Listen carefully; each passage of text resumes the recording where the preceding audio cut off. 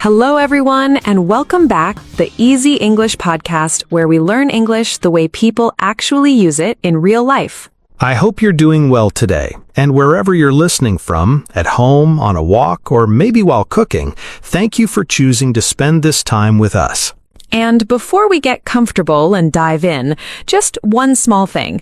If you enjoy learning English with calm conversations, real examples, and zero classroom pressure, make sure you subscribe to the podcast. It really helps us, and it also means you won't miss future episodes like this one. All right, now let's slow down a little. Yeah, no rush today. Jack, how has your day been so far? Honestly, one of those normal days. Nothing dramatic, nothing exciting, but sometimes those are the best days. I agree. Quiet days are good for learning. Your mind is open, not stressed. Exactly. And today's topic actually fits that mood because it's something many learners think they understand but still feel confused about. Yes, today we're talking about something you've probably seen many times while watching movies, reading stories, or listening to native speakers. And that is would have plus past participle. When learners see sentences like, I would have called you, or she would have helped, they often pause. They understand the words separately, but together it feels blurry. And sometimes even a little scary. Very true. Many learners tell us, I know would, I know have, I know past verbs, but when they come together, my brain freezes. So let's say this clearly right now. You are not weak in English if this feels confusing. You're normal. This structure is not usually taught properly at beginner levels, and when learners reach B1 or B2, it suddenly appears everywhere. And no one really explains why we use it, only how. So in this episode, we're not just memorizing rules. We're understanding meaning, feeling, and real-life use. And one more important thing, in this video, we're covering would have been, and how they work naturally in conversation. That's why this lesson is best for B1 to B2 learners. If you're A1 or A2, don't worry. You can still listen and absorb the feeling. Think of it like listening to music before you learn the lyrics. Nice example. Thanks. All right, let's begin gently. First question, Jack. Go ahead. Okay, when you hear this sentence, I would have helped you, what do you feel? I feel regret.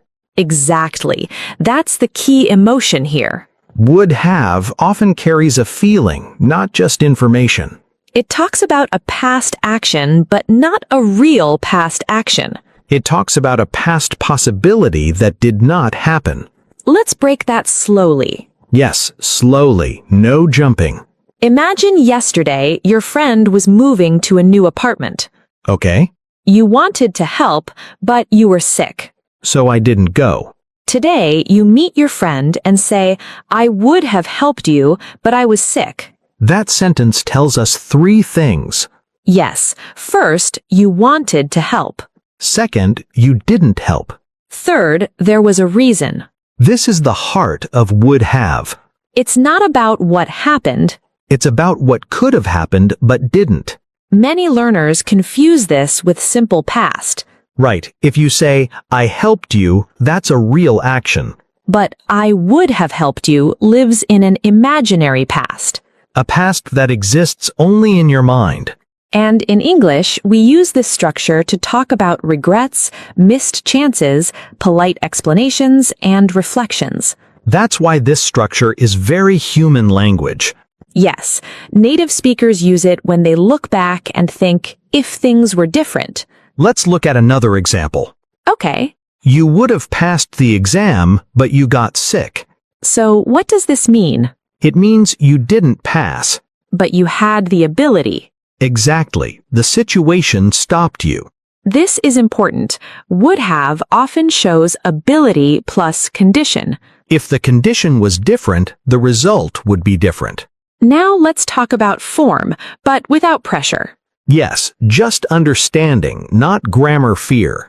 The structure is simple. Would plus have plus past participle. For example, would have gone, would have seen, would have done, would have helped. And the past participle is the same one you use with have. Like have eaten, have finished, have been. Exactly. And that brings us to another common form, would have been. This one is very common in conversations. For example, it would have been amazing. Meaning it was not amazing because it didn't happen. Or, that would have been nice. Again, a polite regret. English speakers use this a lot to sound soft, kind, and thoughtful. Not aggressive, not blaming. That's why this structure is very important socially. Yes, it helps you express feelings without sounding harsh. Now let's pause for a moment. Good idea. If you're listening right now and thinking, oh, so that's what it means, you're doing great. Don't try to memorize 10 sentences. Just understand the feeling. Now we're going to go deeper into daily life examples, common mistakes, and how learners often misuse would have. We'll also compare it gently with other structures so you don't mix them up. And we'll practice with situations you actually face in real life. So before we go deeper, let's remind listeners where we are right now. Yes, we understood that would have is not about real past actions. It's about past possibilities that did not happen. And we talked about the feeling behind it, regret, reflection, and sometimes politeness. Now, I think it's important we connect this structure to real-life situations people face every day. Absolutely, because grammar only makes sense when you see yourself inside the sentence. Let's start with something very common, work and jobs. Good choice. Many learners need English for professional life. Imagine this situation. You applied for a job, you prepared well, but on the interview day, you were extremely nervous. And later, when you think about it, you say, I would have answered better, but I was too nervous. That sentence is powerful. Yes, because it shows you had the ability. But something stopped you. Fear, stress, pressure. Now compare this with a wrong sentence learners often say. They say, I answered better, but I was nervous. That sounds confusing. Because answered better means you actually did well. But in reality, you didn't. So, would have answered better fixes the meaning. This is why would have is so important. It protects your meaning. Let's take another job example. Okay. Your manager says, why didn't you come yesterday? And you reply politely, I would have come, but my child was sick. Notice how soft that sounds. Yes, you're not making excuses aggressively. You're explaining a situation calmly. Now let's move to relationships, because this structure is very emotional there. Oh yes, very emotional. Imagine you forgot a close friend's birthday. That already hurts. Later, you meet them and say, I would have called you, but I lost my phone that day. You're showing intention. Exactly. You're saying, I cared, I wanted to. But circumstances stopped you. This is a big difference from saying, I didn't call you. That sounds cold. Would have adds humanity. Now let's talk about common learner mistakes. Very important. Yes, because many learners overuse would have. One big mistake is using it when no condition exists. For example, learners say, yesterday I would have gone to the market. That sentence feels incomplete. Because we are waiting for a reason. Exactly. Would have needs a why. You must say, I would have gone to the market, but it was raining. Or, I would have gone, but I had no time. Without that second part, the sentence feels unfinished. Another mistake is confusing would have with wanted to. Yes, learners often say, I would have to call you. That's a different structure completely. Would have called you is past imagination. Would like to call you is present or future desire. Small difference in words, big difference in meaning. Now let's bring in would have been. This one appears a lot when we talk about situations and feelings. For example, the trip would have been fun, meaning the trip didn't happen. or it happened badly. Exactly, and we often use it when we look back. Another example, it would have been easier if you told me earlier. This sentence shows gentle disappointment. Not anger. English speakers use this to avoid conflict. Very cultural. Now let's talk about polite English, because would have is gold here. Imagine someone invites you somewhere, but you couldn't go. Instead of saying, I didn't come, you say, I would have loved to come, but I had work. That sounds warm. And respectful. This structure helps you sound emotionally intelligent. That's why B1, B2 learners really need this.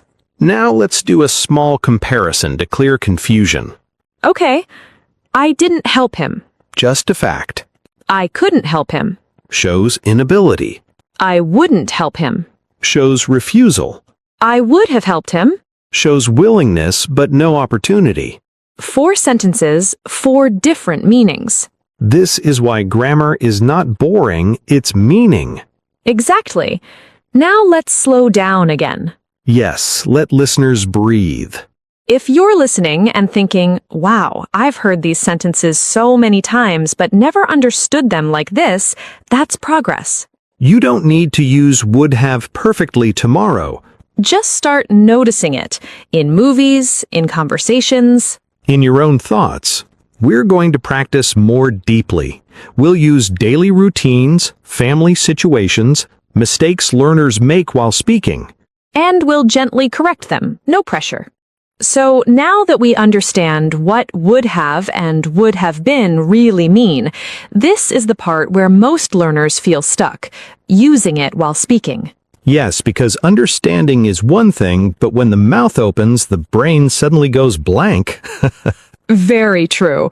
People often tell me, I know the rule, but when I speak, I panic. That panic is normal. And today, we're going to remove it slowly. Let's start with a very common speaking situation. Missed opportunities.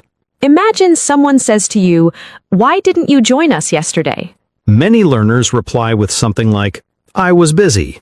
That's correct, but it's very flat. Now listen to this instead.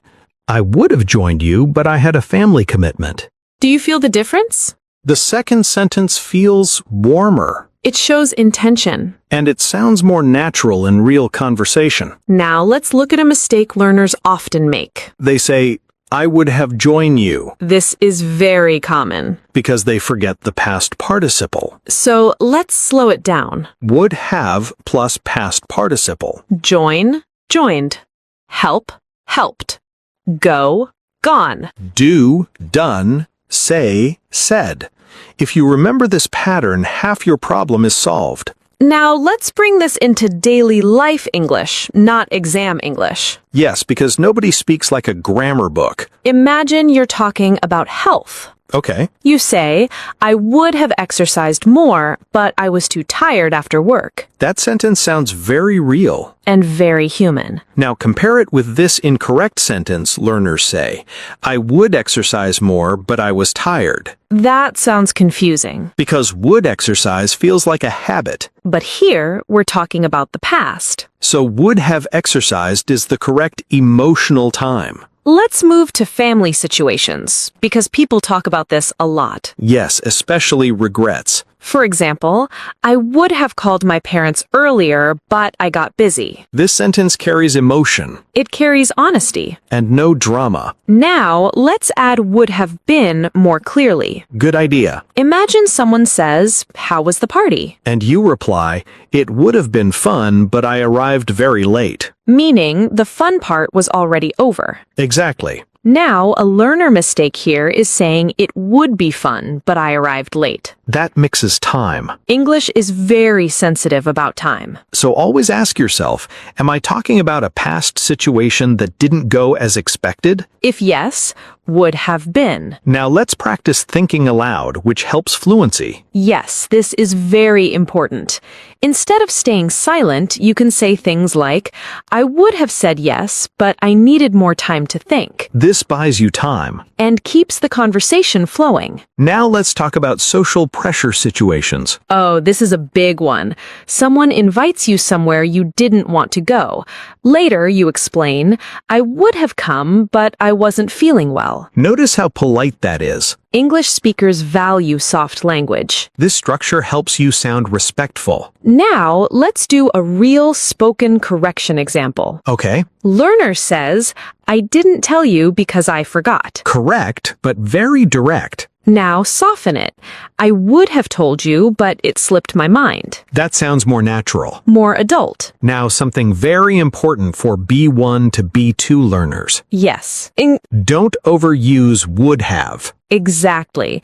Use it when there is a reason, a condition, or a reflection. Not for every past sentence. Otherwise, it sounds forced. Now let's pause for a second. If you're listening and thinking, I actually say these things in my language, you're right. You already think this way. English is just giving you a tool. Okay, now it's time to bring everything together. Yes, today we've learned would have and would have been, how to use them, and how to sound natural. And the key is practice, not just reading examples, speaking them aloud. Let's start with a typical day scenario. Imagine you overslept. You tell a friend, I would have woken up earlier, but my alarm didn't ring. Simple, real, and polite. Exactly.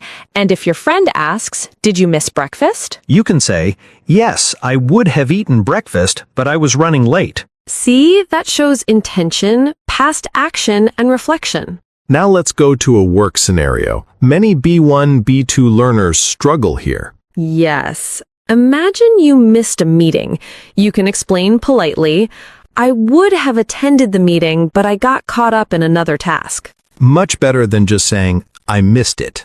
Right, adds clarity, responsibility, and natural flow. Now let's practice would have been. Yes. Suppose your colleague missed a presentation.